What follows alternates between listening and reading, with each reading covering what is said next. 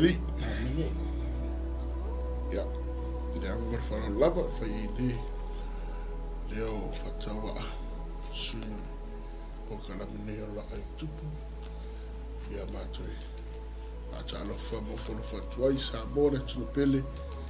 Ia ela o se saunga malo se mai mo mai ni tula le fiafi. Amen. Atalo fa tu swafa man malo Yesu Kristo tatoli. Tupu langi malalangi. Ia leri. Amen. Ia. O ia mausa sa mo le ali o Yesu talanga. Ia e atalo fa tu sa mo.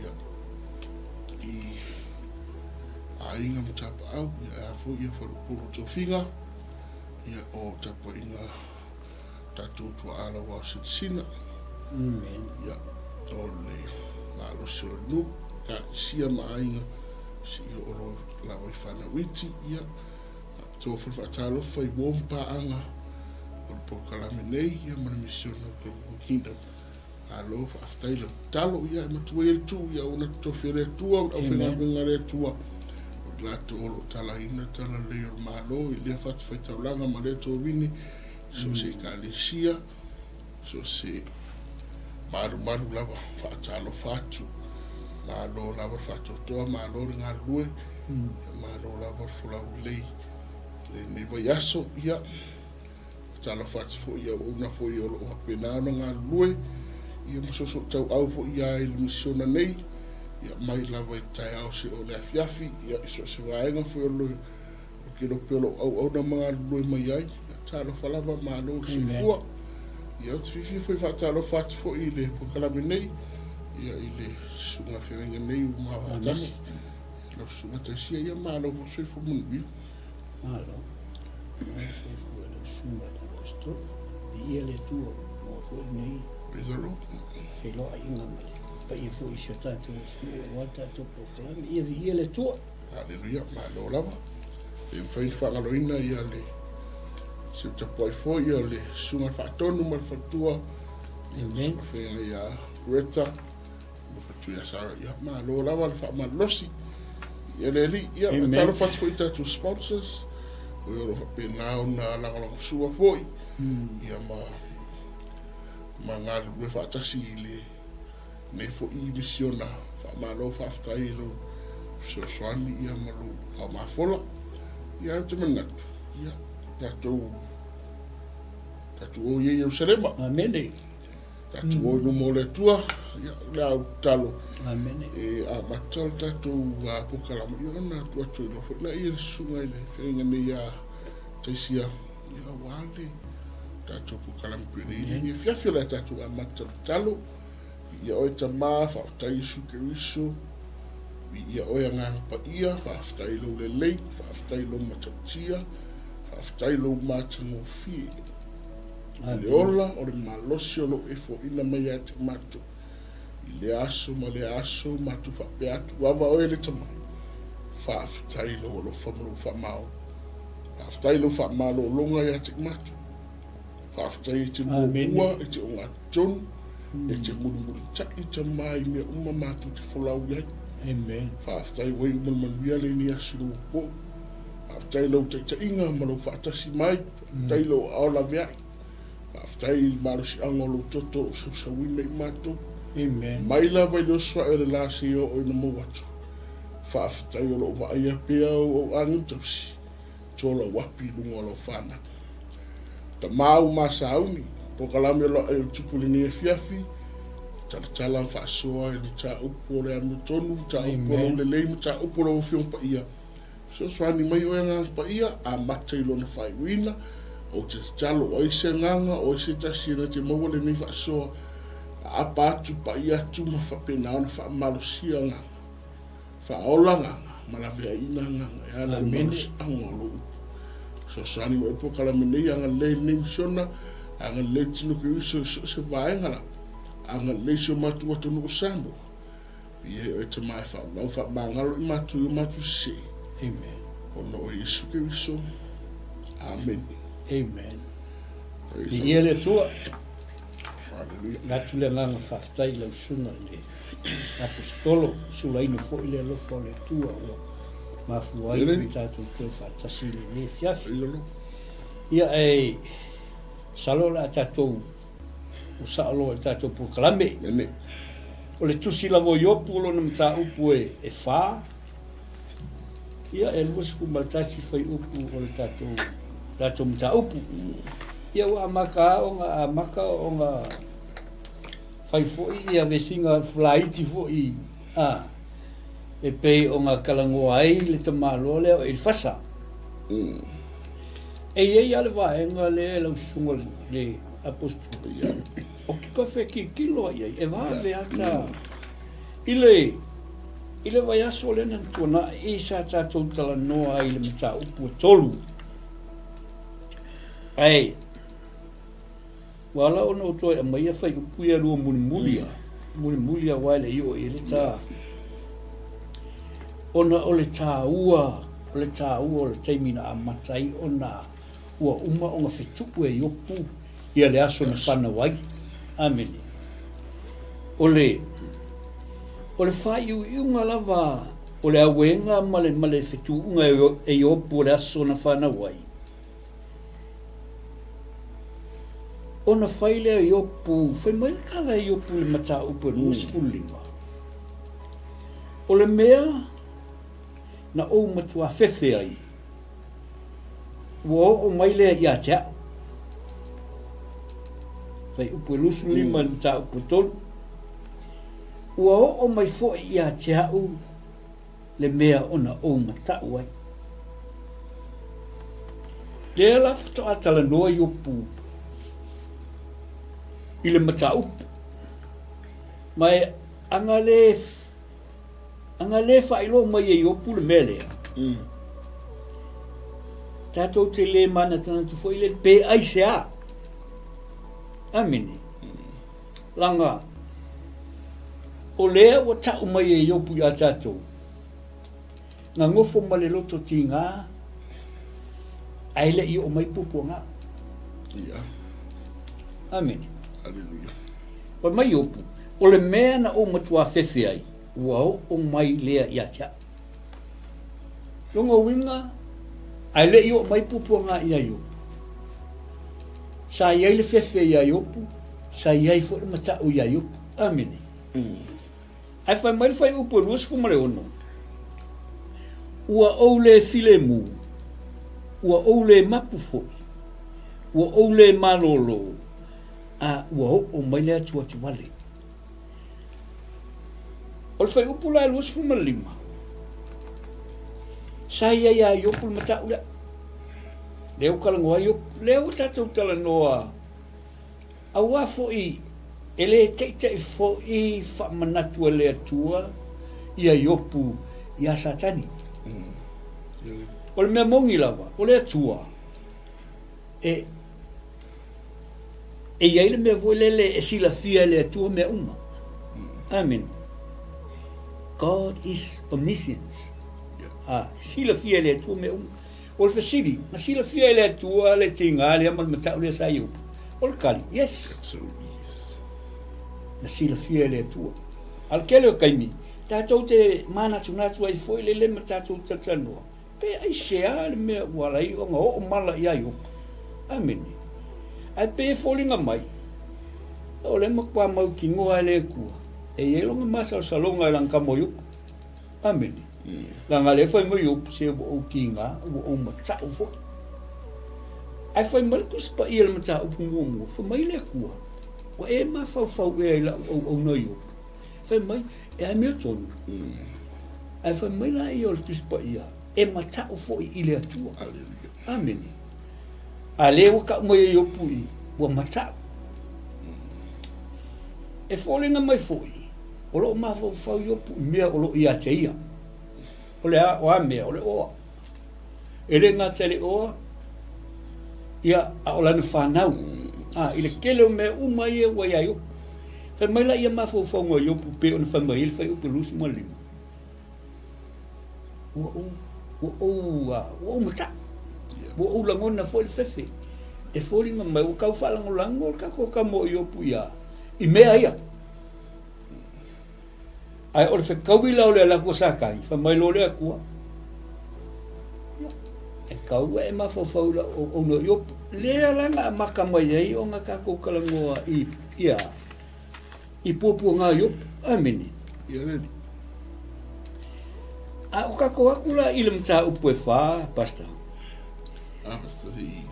O iei whiwai ngai. O le mana iei o ranga i e luana e pinpointinga. Ta mau ainga.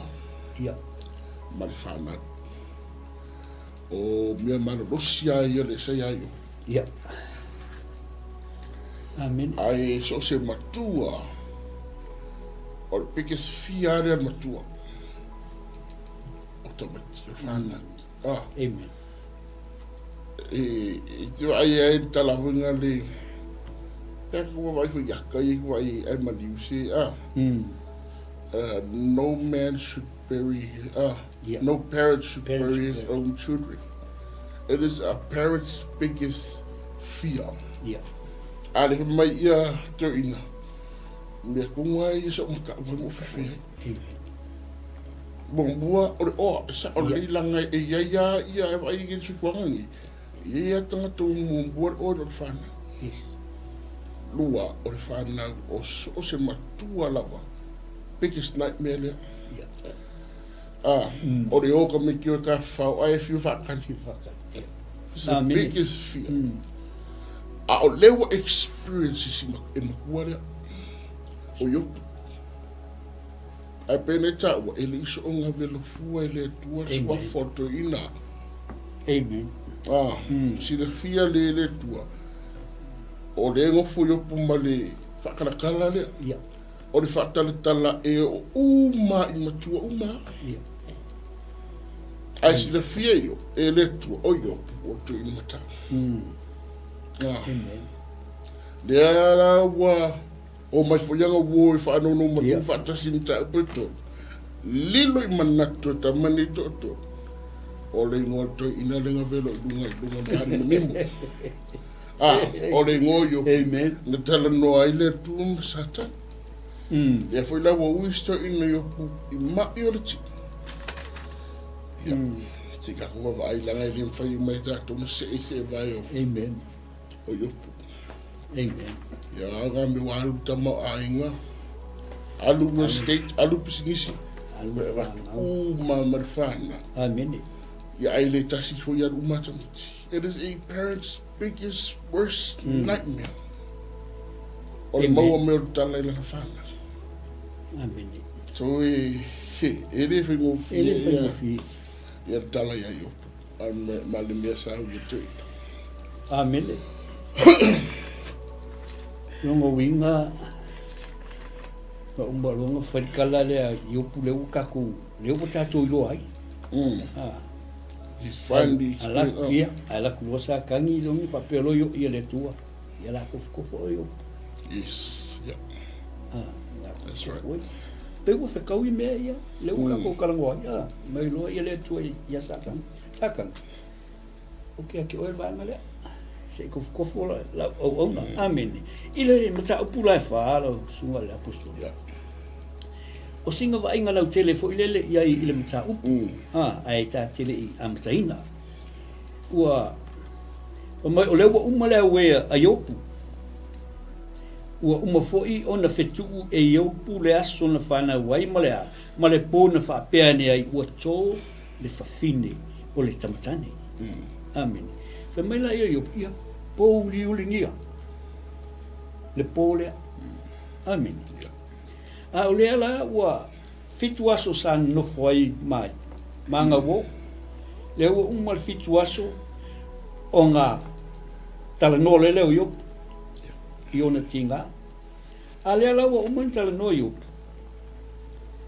ai ho lo mata upo fa se mai wo mai nga wo ya fa malo si ya ia ona tinga ole fai upu mua ma le lua pasta pe titilo ne ia foi mai ona tali mai leo ele fasa leo kali mai leo wa umal kala ngoa yo amen ya foi mai ona tali mai leo ele fasa le timan foi upu lua foi mai ole a tau fai atu se up ola unga ko inga fo ia ia ma ngai ole amkanga O le atau fai atu se upu. Pa pepo le se upu apas. Ai fai mai e kamalo. Pe ete ti ngai ea. So le lau ka ki le fai mai le li le o e fasa. O le a o karango aku ia ki oe o le atau fai atu se upu. Pe ete ti ngai ea amen. Ia o ia me va pe. Fai mai tau fai atu se upu kaunga fa ma fanga. Ona o tinga a leo pe folinga mai walo ia le li leo e fasa i se singa mea foi le la kau ai ia yopu le mafu anga mea pe se o inga pe wa usa le wa kam fai kau ai ia yopu le mafu anga le mea tupu ai nei pupunga alkolu la mal fa pasta ya foi mai ona fa manatu le e fasa ia yopu ia le tala e winga ia yopu. Usa pe wa ngofo ma fai le history yopu. I ngaluenga le leia yopu nga fai Pambai nga ia apo ia tu i tangata e to tele. Sa fa malo sia fo lima ua vai. O au upu fo i. Sa fa mautuina le sa tau te vitewa. Sa e fa malo sia fo i tuli vai sa vali. Amene. O le mangaia i o le mele wo ai sea. O nga lela ka ko vai e tala. Ai o le saufu le sa o ele fasa. Ele kasi se pico. E se le mele le mafofau o yo. E se fo le mele la sa o ele fasa.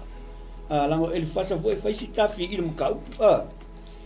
Lela sa fa ilo ele fasa. Nga luenga le leinga fai e yo. Ai ua fai nga kaya ke ia ona o pupu nga ua o ia yopu amene. Fai mai ua faina ai mae sa whaalongo ia o nga ayopu. Ua le talia e yopu tinga ua o ia te ia. Amene. Ua fainga ke leo kanga fautua ia yopu. Ai sea. O nga whawhita auri leo o ia yopu pupu nga. O le vaaila e li fasa iai. O le vaaila valea ia e li fasa fai mai mo. Vai aku e li fasa. Mo fa le tonu ai mal tele o tangata na manuia o na oiopu. Amen. A lea ua koe oiopu i ona tinga. A o ia lea sa fautua i tangata nei. Lono winga. O lo manatu e li fasa sa kauanga ngosa iopu. Awange i whaapea langa ue. A lea ua wawai e tangata ia sa mautu o na oiopu. Ia. Kongo winga e koe fo ia i kuaris kangaka. Amen. Pasta. Ia, mana ia i ori vai ngare ui ei. Wal mta upu le tolu le na sa i e toi no yopu. Amen. Ona wala ngona tinga. Ia. Ia o ai se si are sa. Ele ia msisi mfai ona tango ona ui i de tinga. So asa i foi la fa pe yopu wa sarata. Ia ai o manta upu le ia ko ingo i fasa. Ia pe sa ai la su. Nga maui e kuarsa ia ayo po e mai no mai fasa. Yo pu mre ngai ku tatu ainga. Aton no se lao le leile mo mato. Amen. Pe mai no mar figi ia. Sangoia. Ia. Sangoia e fasa. Amen. Karo fai wa levanga. Ko la ainga fa fo nga. Ai mana ia la talanga mai fo yo o tomua e fasa e pe tala ia tita to o faita ia le history le ta o yo wa amatanga pa wa mere ta tu no o yo ile mo mawa ia le tu ia o mo bola le il se fu ingo yo e Hamilton e ton e sa e mata nei se tasi dalo sama te ina le yo e o ele li o ufifilia le tua le si ku e le mo si tu sama te ina yo ai fa lua le nga mo mau le tua i le soi fu yo amen Ai mana I o lo tala mai ati tatu ai le ai la e le fa pe o vao yo puma le tua sa ale fe mai o le ke le au ki ko au ke vanga e ma sao mai o lo no e le o le va e le na o le vao le tua le sa fa pe na o tu malu si a o le va me tanga amen ai o millionaire sia eva ai millionaire minko makalasi le lalo amen este ya millionaire la kukalasi ai fa meia alele ele yo ni mo vai ngai fa barsia o kuri vai ora au kau ke ora au kifa o nga sao mai uma o no oi amen so do tatu loi Job is that person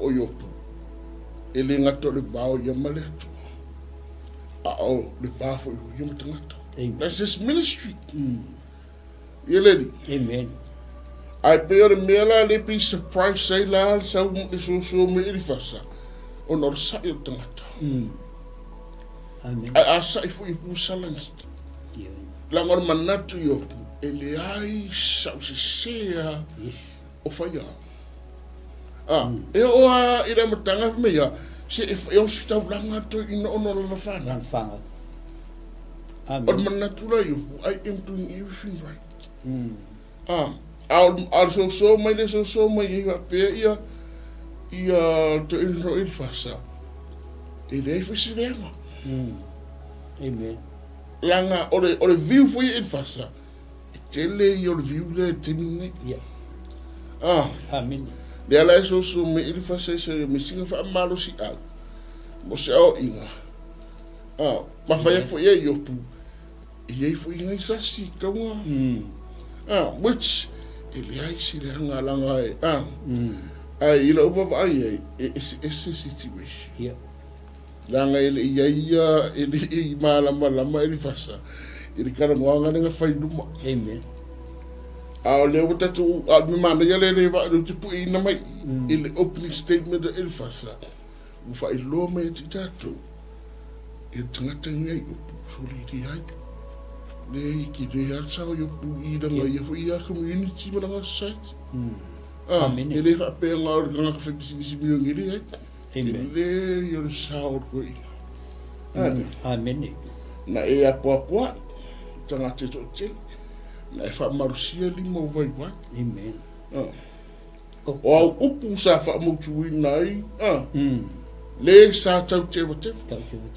tangata tau toe a fan ai la via imo tui amen ele ngati na upu are fa mo fa marusia i limo tau te tala no foi le tu fa pisi disi da so amen so which le your impact al ka yo le uto i sau le koe au mai lu mo dara le meu e sa i whapinga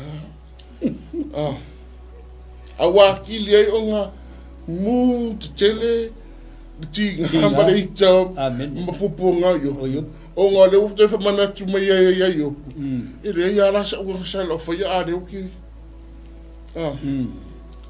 which happened for ya timini e tini e tosta foi na tatu amen e le o mea umba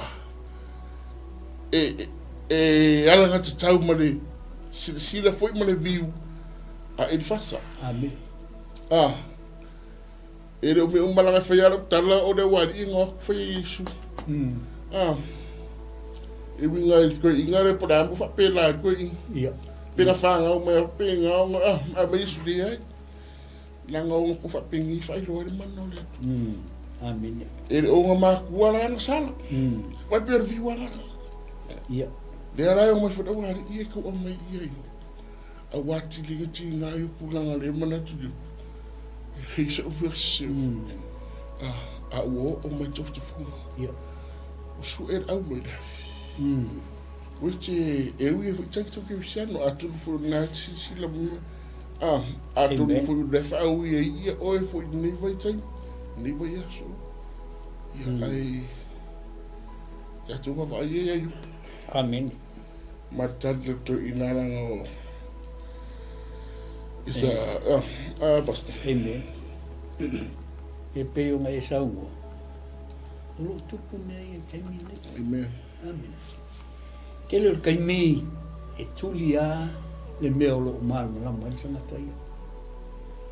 E le ai se taimi se i mawhauwhau e. Po whape i fo i mawhauwhau le tangata.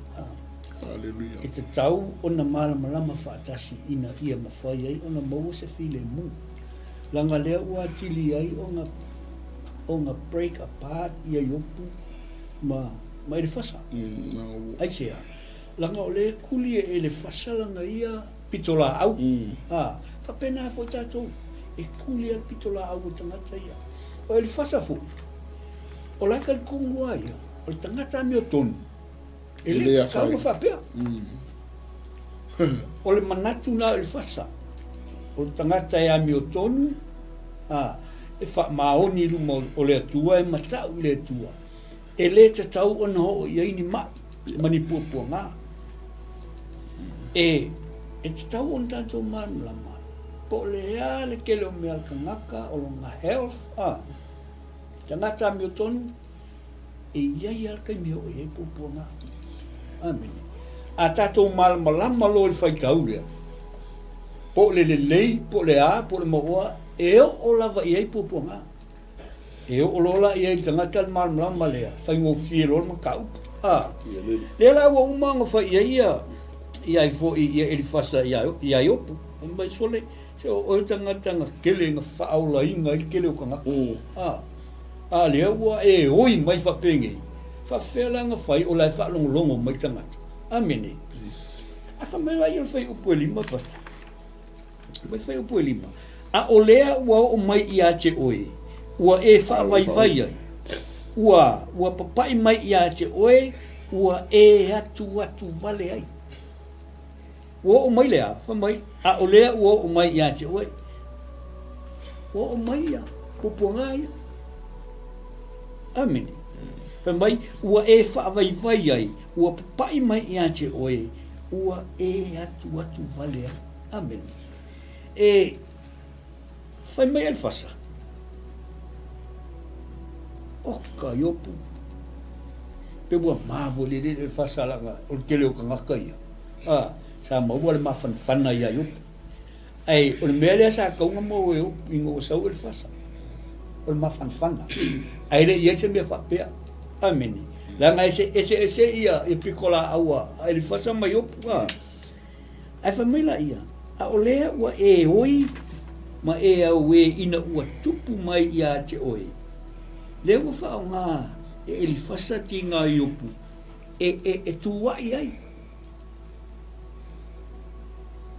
Ua ke lea lal whawhitauri.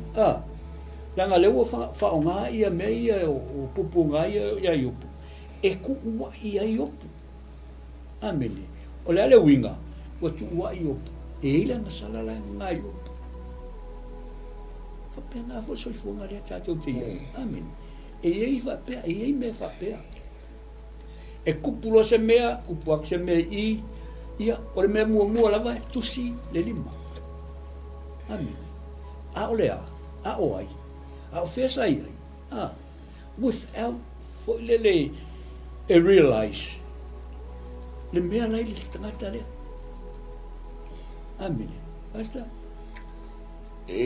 O lo tupu te wine? Ia. Ala koe asia koe inga whanmai reke o komai le tantan noa i lona i whapea which e le ai ma se le anga amasa e le isi le anga langa e si umata tu baba i tau o le masani ala pea tsoifuanga ne ai tantan no tangata li ke le koe asia dai mai ono lungo le yo whanmai le e tantan no e tangi e tangi ai sea langa o le tau sa o le tala noa. O lo umaua le leia e le tala noa. Le mafuanga. Amen. Mafuanga le mafuanga le mreana na i tutu bua tangata. I le mata upa yopu. E opposite. e tala no atu e le fia kangi se yopu langa leilo e ia na le me yopu o le ale me la kura ngo pinga o kura ona sapa I've done nothing wrong o le isi na mta upu ia amen e pene ta wan manatu e fasa e le a fai ngare mi tu amen e le a fai nga e le ka nga ui da mi tu no ngo le ka sara yopu amen yoe nga malu lo tanga yoe nga e fa ola inga ale wo me e we ni nga fiti no nga fu le ke msa o tala no ari ali tano ia le fasa ia tia e le si ama o le viu ia e fasa ia e se e lo fo e fasa e tu langa le yo amen me la no vai atu e no muri ata no topi nga e tu tulu tanga ia a se a langa le sa o le me tano am ta pula le ia yo plikes dia e le ai wati dia vela toto yo amen pasta wai e mana e le so sala ara mera ko mai so fa ia apena e le mas amen ko vai wa ave uma me o me la re de ki ai de ara wa ye le vare fa pio e le o le ngo mai ngi de fitu aso no manulu more tuama so tau au si kako wa mo fa ka me nga wo mai ni ai nga 7 days pe o pui ma san fa pe a firo ia o maku o mai si kako wa ta wa mo fa ka sir ki nga mo na be o wala so ale o mai por fitu aso ale wali li mai e fasa jam no fa pe amen ai on manatu na ia e fasa la ngore ki wa i mai e fasa se e manatu po wai o fanu fua ai le se sala amen o le viu na ia e fasa amen amen e le se si ai fa pui e ri so just amen amen li loi manatu e ai longa foi nga fa me ye ana fa pea e fisui ya yo la butu amen na le pure wa mai e ale wo o mai e atu vale amen ai mana e na pu mutatu o mai fa ficha o dia ora tu vale wa me mo ia e le o tu vale yo o ri ti ngayo amen yo ana me valu me yar kai au e poa o va ile me faye o ile me faye ma agony of pain le u ye yo amen ile fa ma ngai yo fai pule o ngori pas fai mai ele fasa o puapua nga ia ua maua ai o e le te tau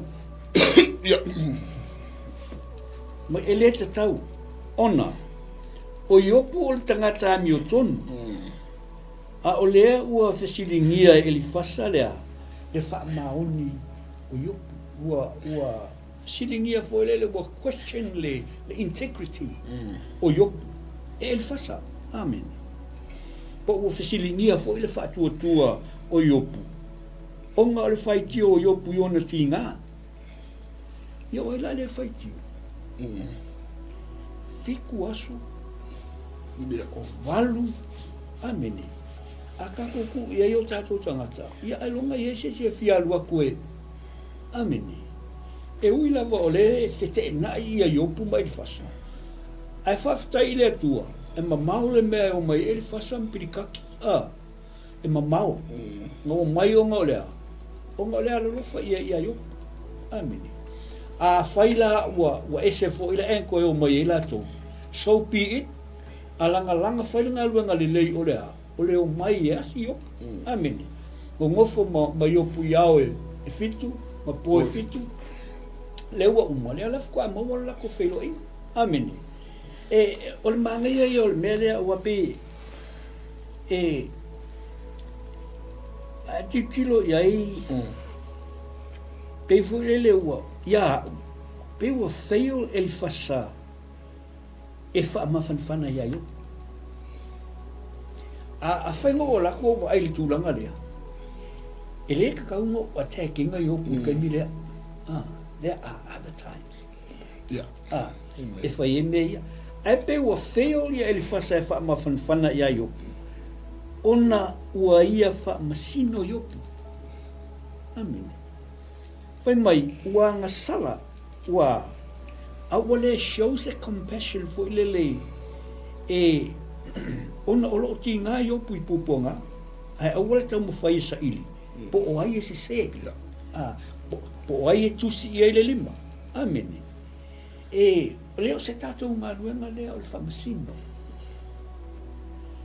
O le whainga kā leo na maka upu. I ai opu. E le aise mea i opu o se se i runga o le atua. E ui lava i mea uma i e tala no ai opu. Ai le i whai ai opu le atua. O le au kua ngā mea. Whamiri i sa kangi. Pe le whai ai opu i ate o iou lava luma. E whiu sa kangi. E le i whai e opu le atua. A o le aso na whanau ai opu. Ngā whamarei e opu le aso ngā. E leo se whai ngā e le atua. Amen. O le whai le atua waru ese opu ma le kua. But he still had faith i ai. I le atua. Amen. A ka kua waila e pasta. Pei fo ile le ua fo ua e whaasala lava i le atua pe a whai lang sala. E iai taimi e tutupu ai mala i tangata le lei. Mai ole o ngata tonu na le sona o le tatou mata upu. Ole a. O lea lo tala noa ia iopu. Whai mai. Alu ese malea. Amene. Alu ese male whamsino. Alu ese male tautuai. A ki ngā kangaka. Kanga ofa i se fisoswai. Amen. A ole ai awai te ala tu e whasingo lima e tu lima. Ma e tua ia le leanga. Langa o laia. O lai ki ngā.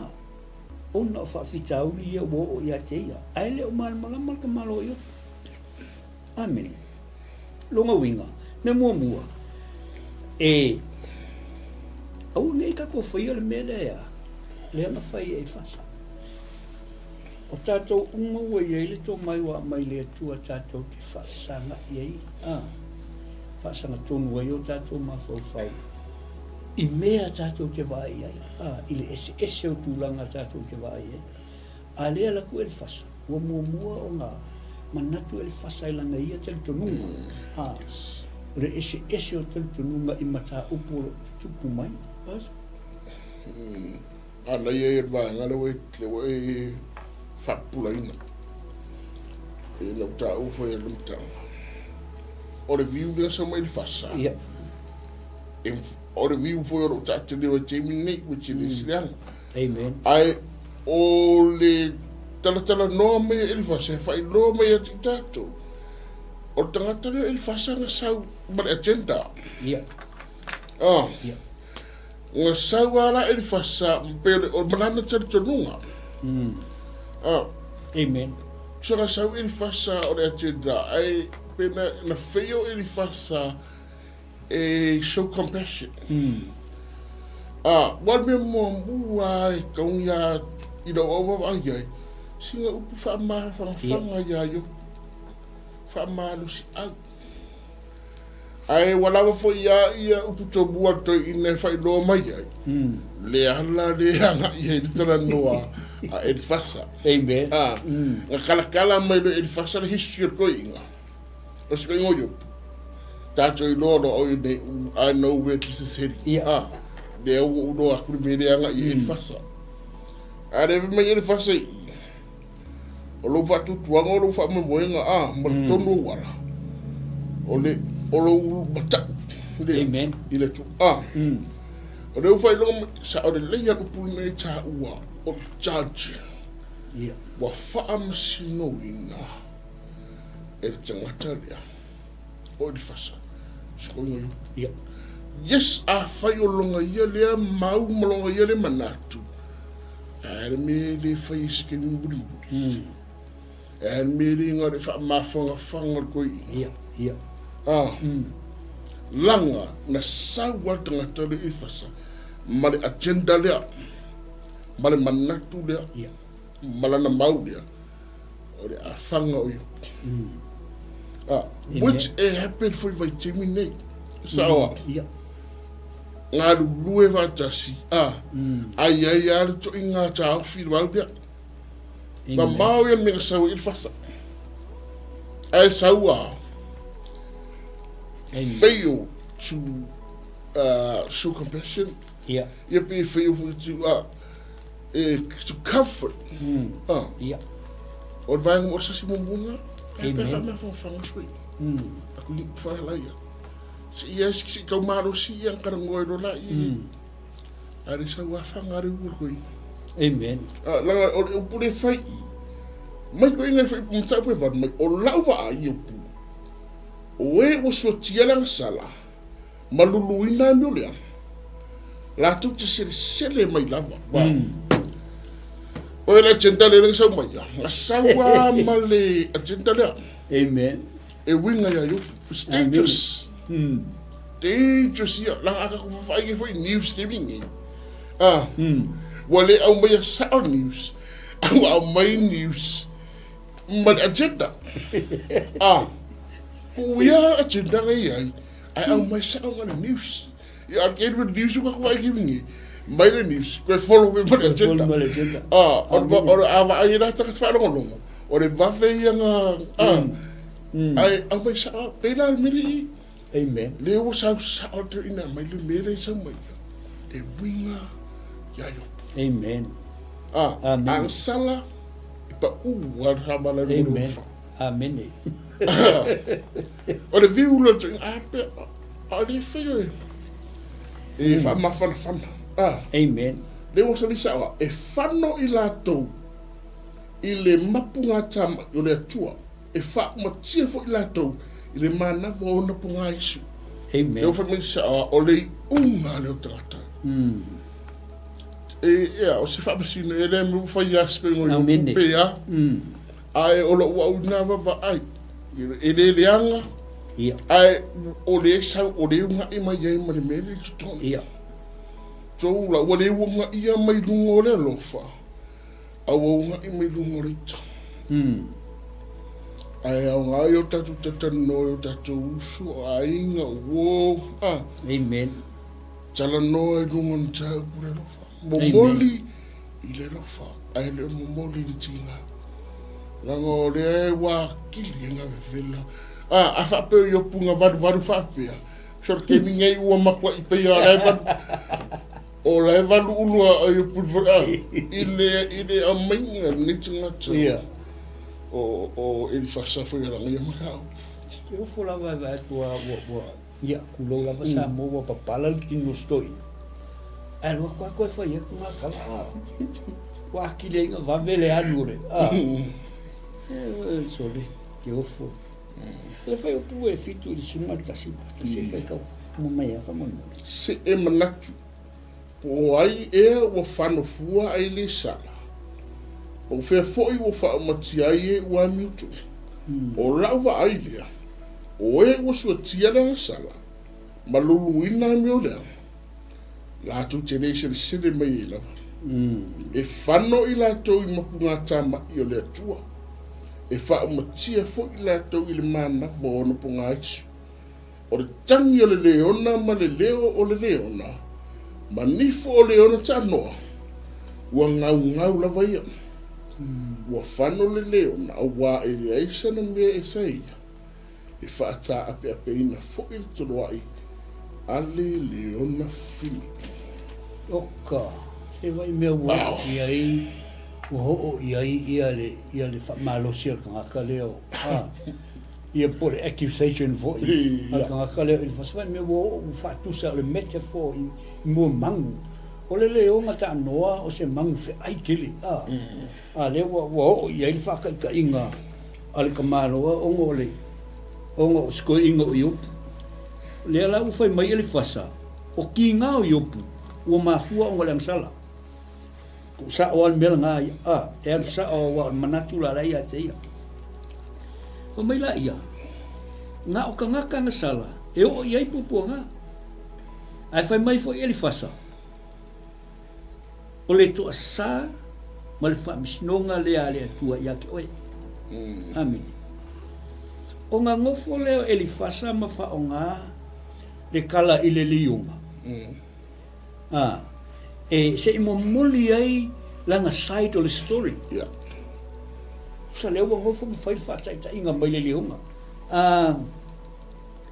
wa fa nga ia o le metaphor e winga ile leona ta no fai mai e o lava ile ile power male fe ai o le leona e fai ngo fie ile atua ona fa ata ape la ne fanau vai e fai ngo kala o mai pole ale fe ai o le leona male power le leona la ia e le fai ngata ile atua ona fa ata ape la ne fanau pe a ave ese le atua le anga va ala ile leona e alu ai su ele me ai pe tuli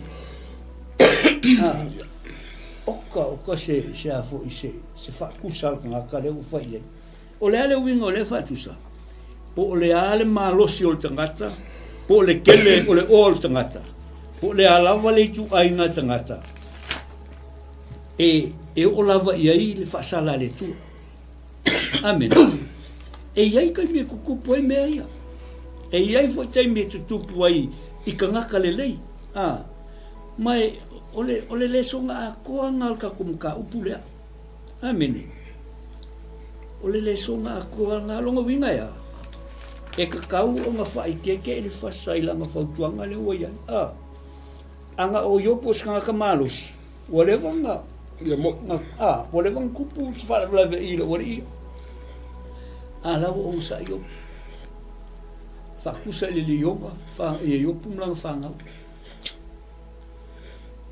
pa mai e fasa ko le ala val fe ayo le yoga ai le fa ngai le kua onga fa ta pe apel fa na ale le una awa fo i e mafai le kua kango ave esele ability o le leonga e alua i e alua i tutuli pesu e mai me ai malang fanga amini basta o mau ia me so i fasa le watangia mai e pi taula malama e fasa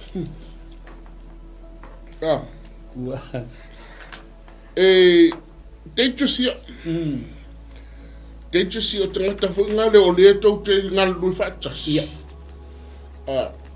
O le ngo fo mar ko inga viu lea e winga i le tangata. Mau alo na manua.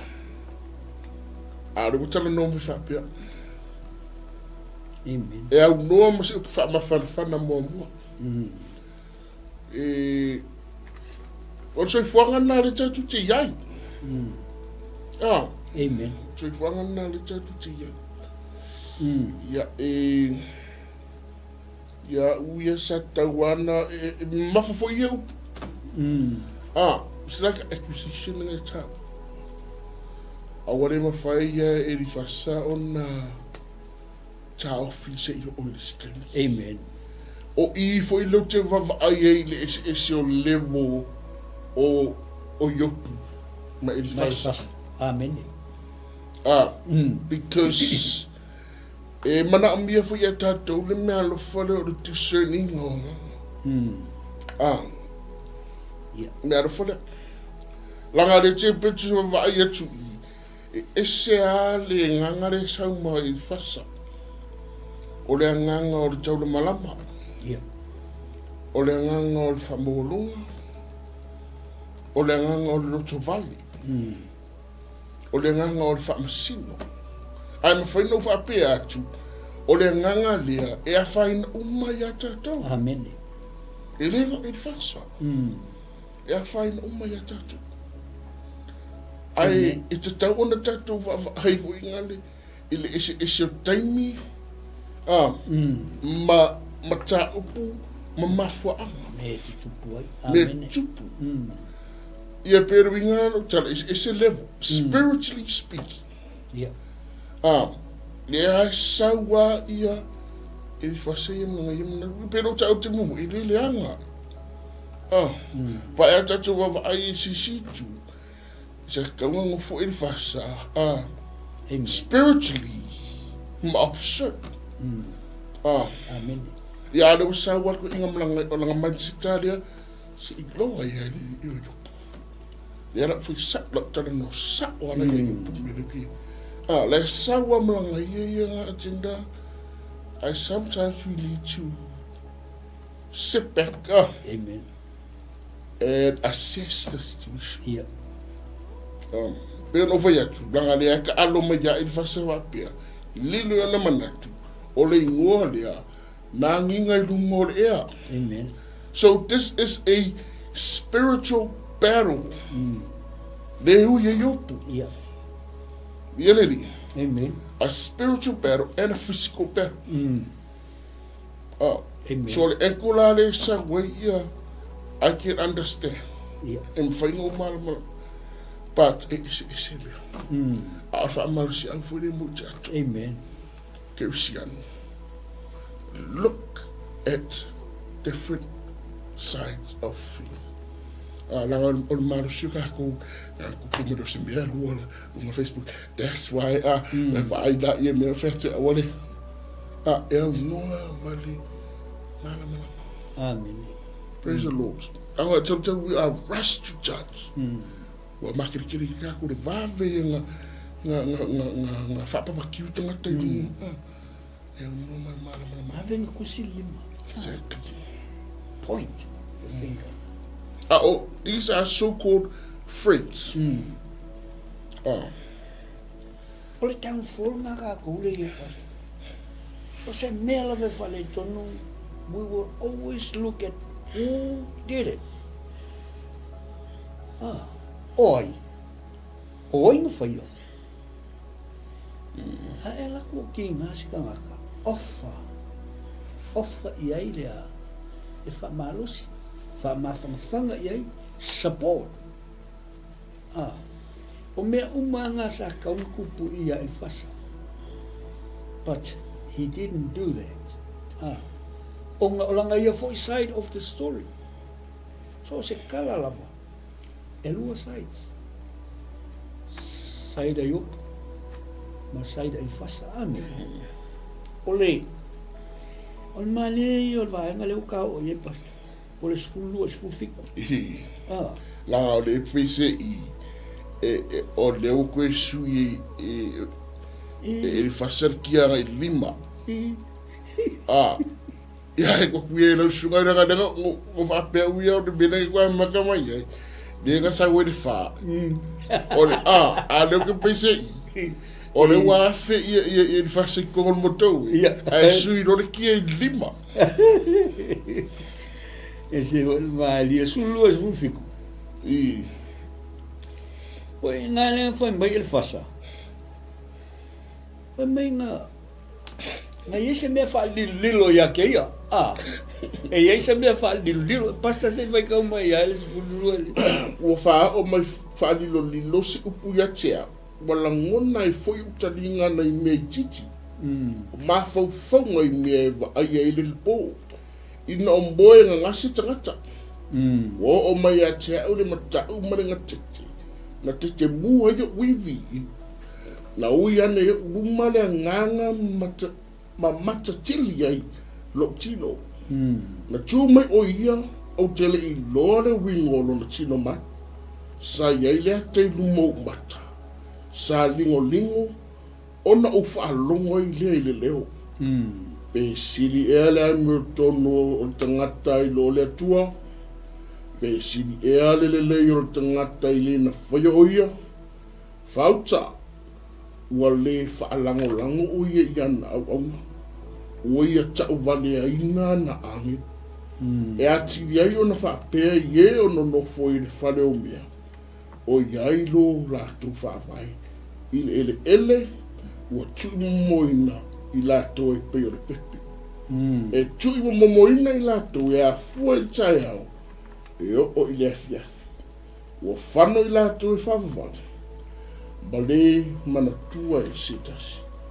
Ua le avea e aro lātou whaasiri sa I ati I lātou. Ua oti I lātou. A o le popotu. Amen. O kasi ni mawhangi. Lea ua avawa I o le winga lea o le site a ili fasa. E ua ka hu le loko o le kunsa wa ili fasa. Amen. Fai mai I le fesili ngai fesili ngā ili fasa. Pe sili e ale a miu tonu a le tangata I lo o le atu. Koe fai vo I le si fesili. Pe sili e ale le lei o le tangata I le na whaia o ia. So le, e se me leo o o kamarua so le. E mau whaalongo I le leo, ai le lei lang whaalongo wha mai e le leo kele a. E o fo ilanga wa ai, e wa ai aku, pe fo le le ngengefu. Ai, o le vision nefa mai e li fasa. O le kulia e li fasa lea, langa point. O le tuli, vai fo le fasili. Pe sili e le mio tonu o tangata I lo le atu. O le kanga o langa o yopu e mio tonu. Amen. Fai mai e yopu. E le ai ma se sili atu lana mio tonu I lo o le atua. Koe fai sili. Pe sili e le lei o tangata I le na fai o ia. Amen. E le ai. O le kali nwea ngā no. E le sili. Amen. Ai... O loo kau mawhai lava ta malo e li whasai whao ngā langa vision fo I le e rebuke ai. E whai ai ia yopu. Langa vision vai lewa mai le vision ka malo a mai fesidi e lua. O fesidi e lua. E bangingo ia le winga o fesidi ka malo. A lewa whao ngā le le vision. E kau mawhai e rebuke ai ia yopu. A rai ki ngā yopu. Amen. Fai mai le whinga ua e whasa. Ona o tangata uma e vai. Ma e lei se sili atu lana a mio tonu I lo o le atua. Amen. Lewa makua kua I haka maro e whasa ko inga I opu. Lono winga. O le claima I opu. E le aise a. E le aise a nganga sala. O nga whesiringia la I o le whaolea, o le justice, whesiringia I le justice a le atua. Anga fo I lai claim mai e fo I opu. E le aisa ngā sama. A lai kuli mai e le lile e le whasa. E le aisa se sirakula ngā mio tonu lo o le atua. Amen. Rongo winga ya, o lai pingi mai e le whasa langa ia piko le story. Ai, a le whai mai Usa lea la wa fisilingi ai le a fo I le justice po le wha maoni le atua. I le kangaka le o iopu e pe pelo e le aise a. E le aise ka wha maoninga. Amen. O le kalkongunga e le whasa. O sufferings umatanga. E mafua mai ona o le amsala. O le kulia e le whasa le mafua anga o puapua ngā iopu. Amen. Ila mka upula le fa. E le fa mai e a o ingai ka ko pata. E fo le o se mta upua o ingai ka ko o le malama o le tangata e ngaka. E limit le malama o tangata. Mai e le te tau ona tātou misinterpret ia le upu le safu. E le te tau ia kakau o ngā sao le leile tātou whaawina inga o le whao ngā ina o le upu lea suffering. O le whawhika auri lea le ukupu ina. Pasta? Ora ua ai I le vision. O le vision. Le na awi a ifas. E pita mai pia e roto vale e fasa ia I no le va ia me wo fa lilo mai se pu ia tia wala ngona e foi o talinga o ma fa ngo me na va ia de po a mo ngasi ia Longa winga pe se miki. Ia. Po se whaalinga. Ai whamatu ino o le vision. It's more like a nightmare. O le nightmare, mea reko ai koe. Ai whamai makau e, ngā tete. It's a nightmare.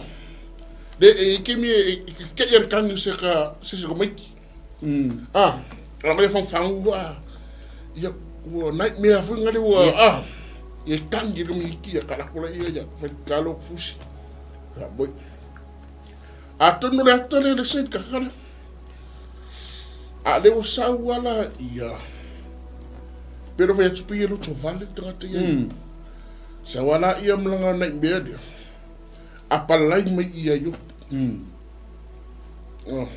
Amen. Amen. Il me atuale na faitau ina. E kasi ale au.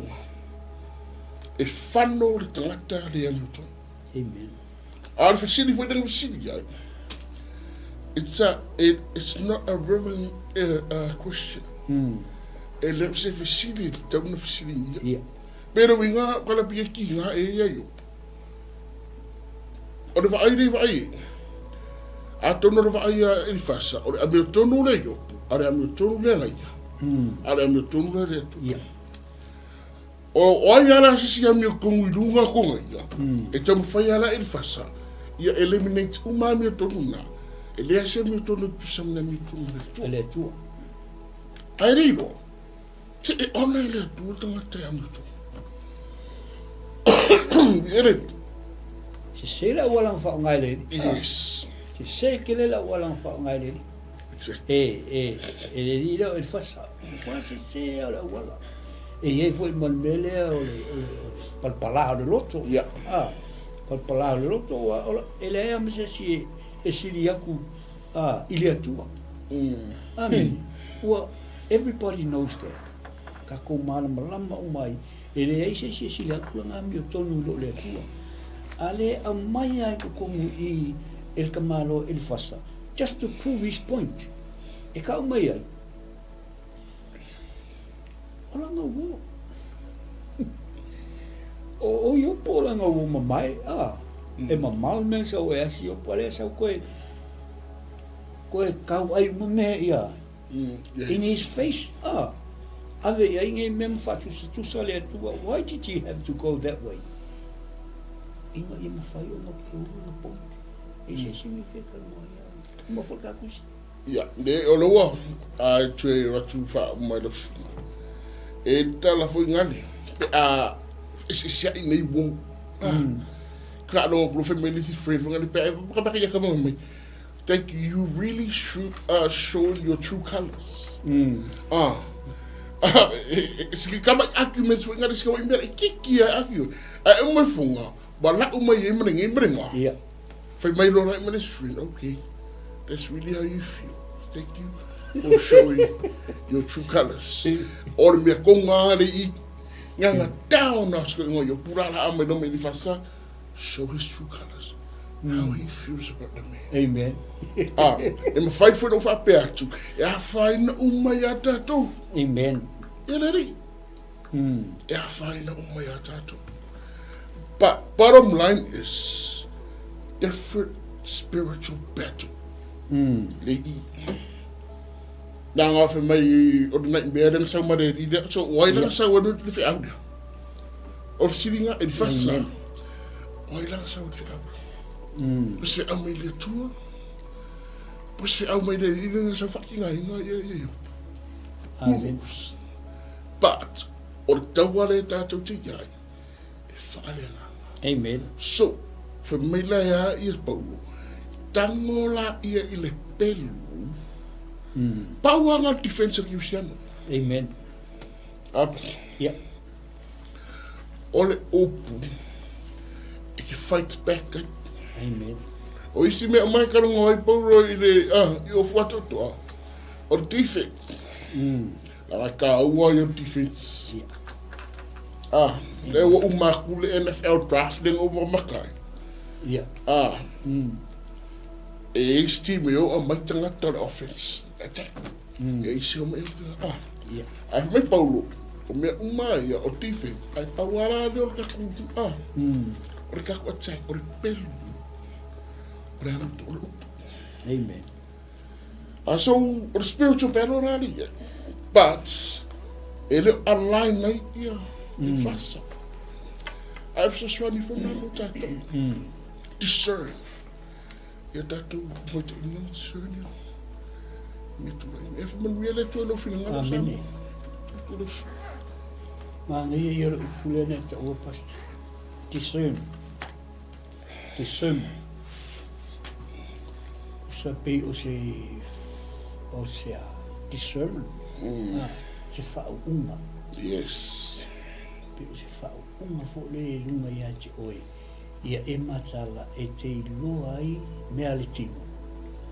E te iloa ai fo i mea le nganga. Amen. E sa oe ia kalalko inga. E whiutunga kai pelo ku ia ke ia. Nga ke iloa le ia. Amen. Nga sa oe. Kung whaunga ua ia i tangata e te iloa le mamalu. Sa moa. E le mawhai o se o le pelu le a tātou. O le kako pelu le tau e le tau wa whale anganga. E whiu o le kangaka kau mai ia o ili tino. E kau au ia ile. E whaiwhai a musu. Amen. But people like that, au me whale o koe mawhauwha. Mea le mwhai mai ia. That's discernment. Amen. Mai o tātou po kalame fo ilea o se whamalosi fo ilea mo i tātou le mea whiawhi.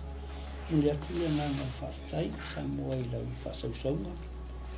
A mai se fo e mafuta mai tātou po kalame whaiwhai pēa i le aso lulu, ma le aso lulu. Ia a e manatu ia ua a matafoi o nei o teimio malolonga. Mule atu le nganga whaftai, tamam tina mantua mai se pa ia sa moa ua whaavanoina o tau teimi tā ua e tātou te whasoa i le whionga le tua. Ia o le talo ia whamanuia le tua i ate o i le le whiawhi. Ai mai se fo i whainga marolonga le whiawhi. Ia, moli atu lau soifua. I le weekend fo ia, maua le oli oli. E whamangana fo i se whale tunu lau whainga luenga o le ase upu ala vale. Ia, se anga fo i o le tautamari. Ia, maalue ave i whale. Matuati i ate o i le naitu Laoai. Laoai le vai vai mo le au whainga luenga ia ma le tamu whainga fo i tātou ʻōkrame. A nei taimi ia o le a whaise talo. Ia o na whauma i lea o tātou ʻōkrame ta mā. Mātou langona lava le whaatau waa. Ona o lau upu le nei e whiawhi le tua. Whaftai anga pa ia sa e whamalosi mai pēa. Iei tei me langona ele vai vai. Ai le mawhai ona e tu ua i mātou o lau ngā luenga lea o le whamalosi. Whaftai anga pa ia e lau mafuta mai maa nei a o ngā lulue ai le polkalame. Whaftai foi i le pa ia ma le malu si o tātou o tunu o lo lava papale mai pēa ma whanongongo mai i le tātou polkalame i le aso lulu ma le aso lulu whamanuia foi whainga malolonga ne whiawhi le tua tai atu lo lātou soifua le nei weekend ia e vi ia i lau whio i mea uma toi mafuta le vai aso fou ono i Jesu e ala tua i le talo amene ma amene Oia mai manuia sa moa. amene Peace.